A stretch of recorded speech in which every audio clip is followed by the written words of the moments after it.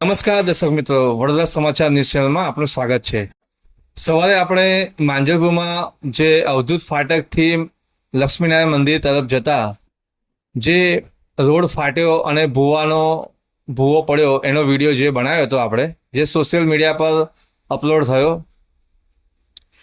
એના સંદર્ભમાં આપણા માંજલપુરના કોર્પોરેટર શ્રી કલ્પેશભાઈ પટેલ જય રણછોડ તેમને હું ખૂબ ખૂબ અભિનંદન આપું છું કે જો એ તૈયારીમાં કામગીરી હાથમાં લીધી અને ત્યાંનો નહીં એ એરિયાના જેટલા બી ખાડા હતા એ બધા ખાડા એમને પેચ મારીને પૂરા કરી દીધા છે.